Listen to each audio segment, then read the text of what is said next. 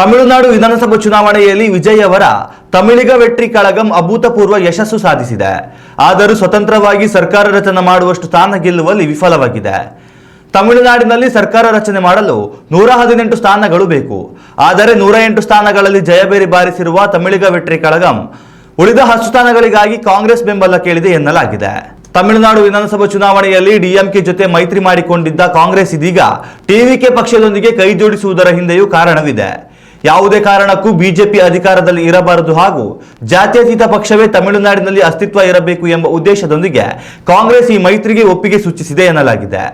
DMK ನೇತೃತ್ವದ ಮೈತ್ರಿಕೂಟ 73 ಸ್ಥಾನಗಳಲ್ಲಿ ಗೆದ್ದಿದ್ದು, ಡಿಎಂಕೆ 59 ಸ್ಥಾನಗಳಲ್ಲಿ ಗೆದ್ದಿದೆ. ಕಾಂಗ್ರೆಸ್ ಸ್ಪರ್ಧಿಸಿದ 28 ಸ್ಥಾನಗಳಲ್ಲಿ 5ರಲ್ಲಿ ಗೆದ್ದಿದೆ. ವಿಸಿಕೆ, ಸಿಪಿಐ ಮತ್ತು ಸಿಪಿಐಎಂ ತಲಾ 2 ಸ್ಥಾನಗಳಲ್ಲಿ ಗೆಲುವು ಸಾಧಿಸಿದೆ. ತಮಿಳುನಾಡಿನಲ್ಲಿ ಕಾಂಗ್ರೆಸ್ ಮೈತ್ರಿ ಸರ್ಕಾರದೊಂದಿಗೆ ಕೈ ಜೋಡಿಸಿದರೆ ಕರ್ನಾಟಕಕ್ಕೆ ಭಾರಿ ಪ್ರಮಾಣದಲ್ಲಿ ಲಾಭವಾಗಲಿದೆ.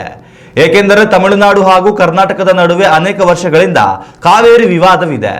2 ರಾಜ್ಯಗಳಲ್ಲಿ ಕಾಂಗ್ರೆಸ್ ಅಧಿಕಾರದಲ್ಲಿದ್ದರೆ ಯಾವುದೇ ರಾಜಕೀಯ ಸಂಘರ್ಷಗಳಿಗೆ ಅವಕಾಶ ಇರುವುದಿಲ್ಲ. ಹೀಗಾಗಿ 2 ರಾಜ್ಯದವರು ನೀರು ಹಂಚಿಕೆ ವಿಚಾರದಲ್ಲಿ ನೆಮ್ಮದಿಯಿಂದ ಇರಲು ಸಾಧ್ಯವಾಗಲಿದೆ ಎಂಬುದು ಸದ್ಯದ ಲೆಕ್ಕಾಚಾರವಾಗಿದೆ. ಉತ್ತಮ ಸಂಸ್ಕಾರಯುತ ಶಿಕ್ಷಣದೊಂದಿಗೆ VSS English medium CBSE school Udupi Muddur. ನರ್ಸರಿಯಿಂದ 10ನೇ ತರಗತಿವರೆಗೆ ಶಿಕ್ಷಣದ ಜೊತೆಗೆ 5ರಿಂದ 10ನೇ ತರಗತಿವರೆಗಿನ ವಿದ್ಯಾರ್ಥಿನಿಯರಿಗೆ ಉತ್ತಮ ಹಾಸ್ಟೆಲ್ ಸೌಲಭ್ಯವೂ ಇದೆ. ನಿಮ್ಮ ಮಕ್ಕಳ ಪ್ರವೇಶಾತಿಗಾಗಿ ಈ ಸಂಖ್ಯೆಗೆ ಕರೆ ಮಾಡಿ.